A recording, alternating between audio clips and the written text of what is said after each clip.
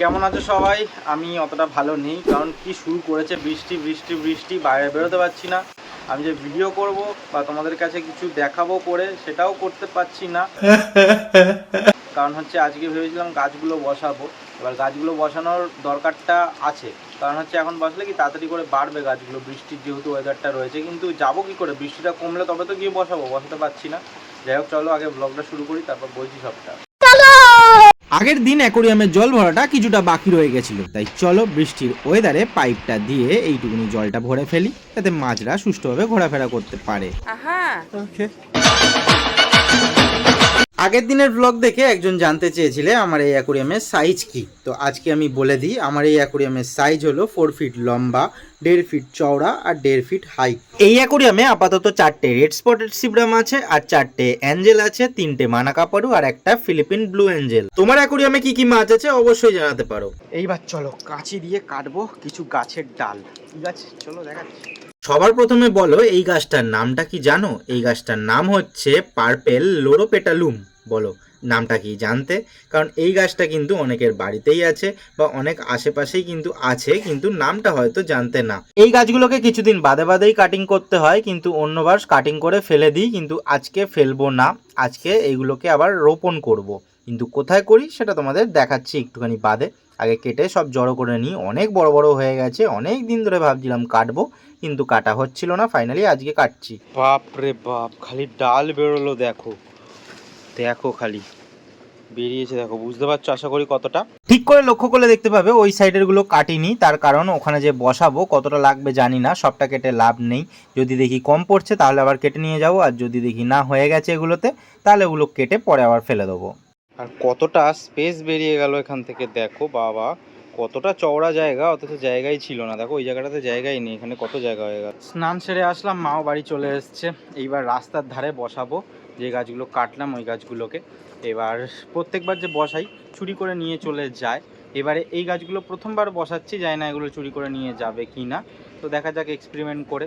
যতবার বসিয়েছি এর আগে গাছগুলো সব কটা চুরি করে নিয়ে চলে গেছে। কি পায় লোকজন যায় না। তো এই যে গাছগুলো বসানো হচ্ছে, জানি না চুরি করে নিয়ে চলে যাবে কিনা। হ্যাঁ হ্যাঁ হ্যাঁ, যথেষ্ট। তো দেখা যাক আবার চুরি করে নিয়ে চলে যায় কিনা। সোম এদিক দিয়ে বসাচ্ছে, আমি ওই সাইড দিয়ে বসাচ্ছি।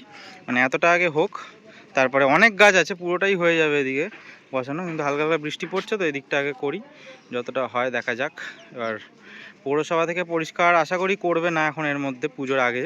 তো সেই জন্য পুজোর আগে এগুলো ভর্তি বড় বড় হয়ে যাবে যদি তুলে না নিয়ে চলে যায়। তো বৃষ্টি চলে আসছে, এক সাইডের গাছ বসানো কমপ্লিট হয়ে গেছে, আর এক সাইডে বসাবো। সোম বাড়ি চলে গেল, 2:30 বাজে। সোম খাওয়া দাওয়া করবে, স্নান করবে। এই লাইট পোস্টের ওই পুরো সাইডটা বসানো হয়ে গেছে, আমি তোমাদের সামনে থেকেও একটু দেখাবো।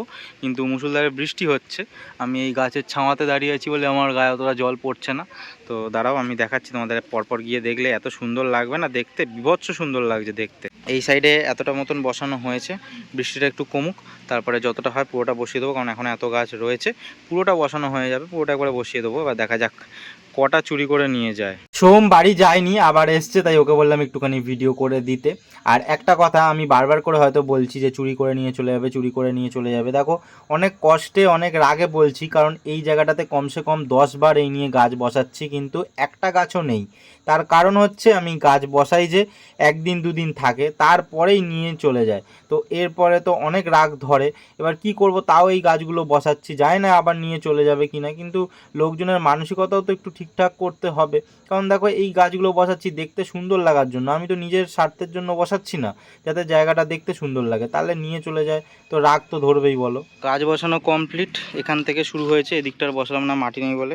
তো এইখান থেকে অতটা বোঝা যাবে না, গাছগুলো ছোট ছোট ডাল আছে। এখান থেকে তো একটু বড় বড় ডাল আছে, এবার বোঝা যাবে। কিছু কিছু ডাল এই যে রাস্তাতেও পড়ে রয়েছে, এগুলো আর বসানো হলো না, আর লাগবে না, অনেক বসিয়ে দিয়েছি। এইবার এইখান থেকে এগুলো মোটামুটি একদম বড় বড় ডাল আছে, বোঝা যাচ্ছে একদম। তো দেখা যাক কটা থাকে, কটা চুরি করে নিয়ে চলে যায়, কারণ একটা দুটো চুরি করলেও মোটামুটি গাছগুলো হয়ে যাবে, কিছু অসুবিধা হবে না।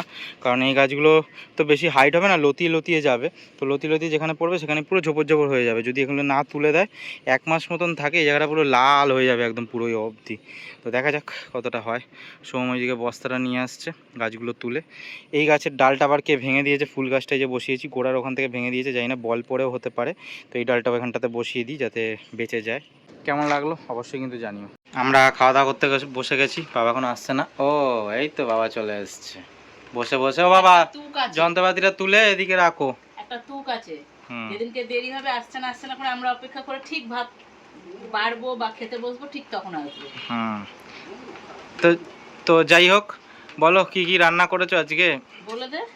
হ্যাঁ, মসুর ডাল, আলু পেঁপে ভাতে এই যে মাখছি, আর পটল চিংড়ি।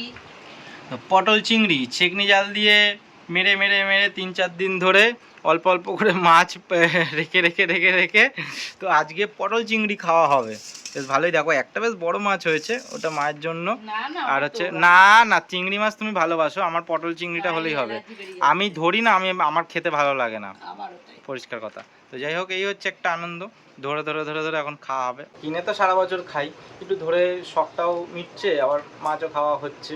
বেশ, আর ছেকনি জাল নিয়ে যেতাম, ধরো ছেকনি জাল কিনেই যাবো। একদিন ওরমভাবে ছেকনি জাল মারলাম, বেশ ভালো মাছ পাচ্ছিলাম। 3-4 দিন ধরে ওরমভাবে মারলাম, বেশ কয়েকটা মাছ হয়ে গেল, দিয়ে তরকারি হয়ে গেল। বৃষ্টি সেই এক নাগাড়ে পড়েই চলেছে, তাই আর বাদ বাকি গাছ বসানো বা অন্যান্য কাজ কিচ্ছু হবে না, আর করব না। বৃষ্টিটা কমুক। আর মেন কথা হচ্ছে, আমি যে ভাবলাম মাঠের ধারে যে বড় গাছগুলো বসাবো, আগে ঘেরাটা রেডি করতে হবে। মানে মাঠের ধারে অনেক সুপুরি গাছ পড়ে আছে পুরনো, ওগুলোকে আমাকে কাটতে হবে, কেটে মাপ করে টুকরো করতে হবে আগে, তারপরে গাছ বসাতে হবে। কারণ আজকে যখন রাস্তার ধারে গাছ বসাচ্ছিলাম, দেখি গরু ঘোরাঘুরি করছে। এবার আমি গাছটা বসাবো, অন্য কোনো গাছ খাবে না, ওটা গিয়েই পুরো মুড়িয়ে খেয়ে নেবে। তো তার আগে আমাকে ঘেরাটা তাহলে রেডি করতে হবে, যাতে গাছটাকে ঘিরতে পারি। গাছ বসিয়ে সঙ্গে সঙ্গে ঘিরে দিতে হবে, যাতে একদম গাছটা ঠিকঠাকভাবে বাড়তে পারে। তো সেটা দেখছি কবে করি, কালকে করি কি, ওয়েদারটা যদি ঠিকঠাক থাকে তাহলে তো হয়ে যায়। আর মেন যে কাটবো, যে বাবার কাছে 100টা থাকে, সবসময় বেলাতে হয়ও না। দেখছি, সবটা তোমরা আপডেট পাবে। আজকের জন্য টাটা বলছি, সবাই ভালো থাকো, সুস্থ থাকো, সাবধানে থাকো।